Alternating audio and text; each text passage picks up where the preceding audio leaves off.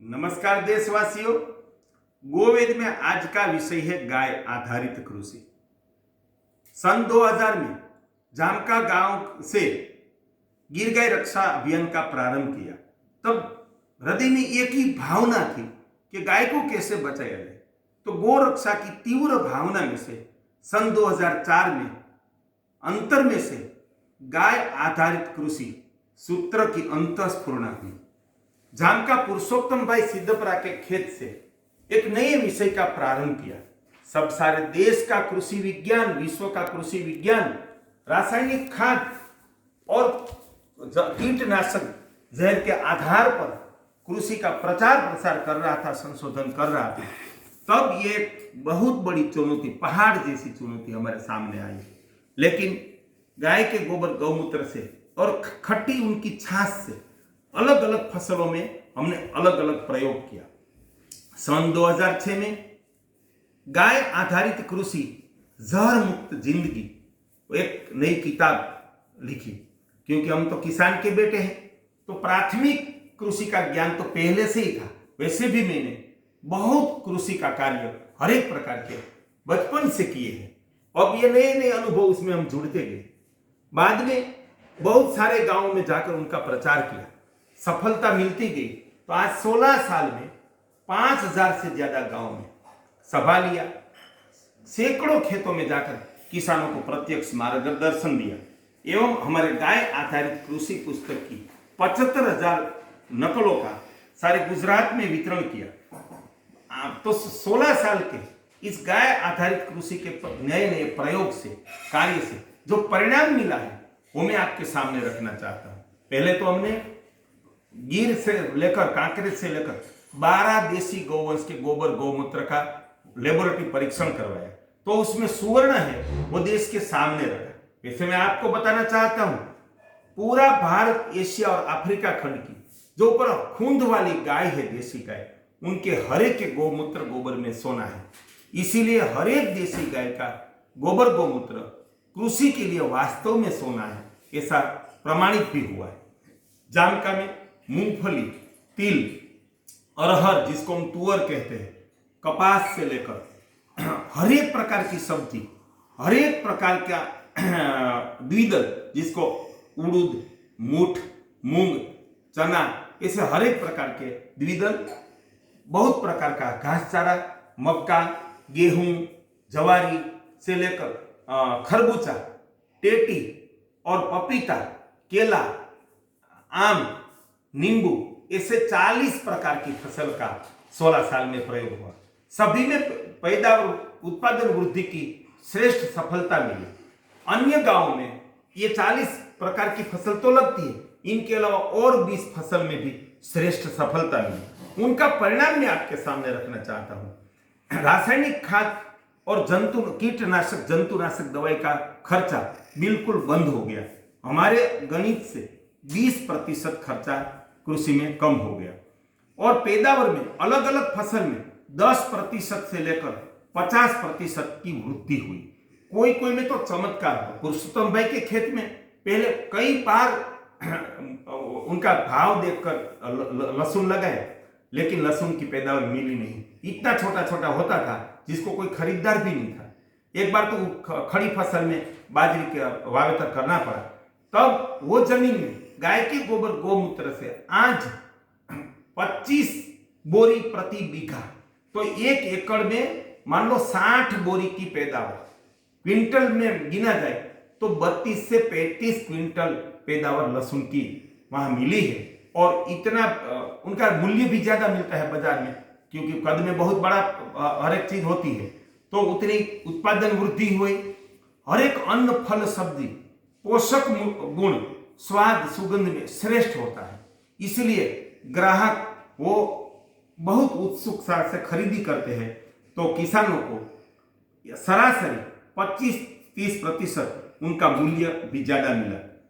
और पहले पुरुषोत्तम भाई के खेत में 12 बार सिंचाई देने से, पीएफ देने से गेहूं पकती थी। आज सिर्फ 8 सिंचाई में गेहूं पक जाते हैं। और हर एक अलग अलग गांव का तारण निकाला तो 30 से 40% सिंचाई के पानी में बचत हुई है। जब बरसात की बारिश आती है तो आसपास के खेतों में सरासरी 2 से 2.5 इंच बारिश जमीन में पानी चूसता है, बाद में खेतों के बाहर बह जाता है।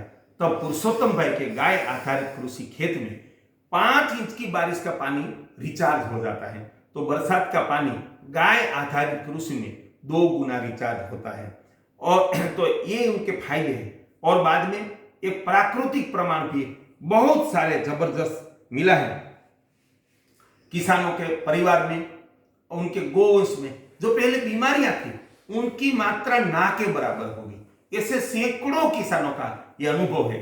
तो एक आरोग्य प्राप्ति का श्रेष्ठ कोई जो मार्ग है, बल प्राप्ति, पुरुषत्व प्राप्ति, दिव्य संतान प्राप्ति, तो वो गाय आधारित कृषि है। परिवार को अमृत तुल्य सुवर्ण युक्त देसी गाय का दूध घी छाछ मिलता है और प्राकृतिक और गाय के गोबर गोमूत्र से पका पृथ्वी का सर्वश्रेष्ठ अन्न फल सब्जी प्राप्त होते हैं। तो पुरुषोत्तम भाई के खेत में एक नया चमत्कार भी देखने को मिला। कभी भी 1 फीट जमीन की हम खुदाई करें तो उसमें 10 से 20 केंचुए दिखाई देते हैं। बारिश की मौसम में तो अनगिनत दिखाई देते हैं। छोटे छोटे बच्चे गिने तो उनका कोई माप नहीं रहता, इतने केंचुए दिखाई देते हैं। जब बरसात आती है तो जब मिट्टी की खुशबू आती है तो हमारा अभ्यास है कि जंगल में जितनी खुशबू आती है ना मिट्टी की, उतनी खुशबू गाय आधारित कृषि के खेत में आती है। वो खुद हमने जानकारी में उनका परीक्षण किया है।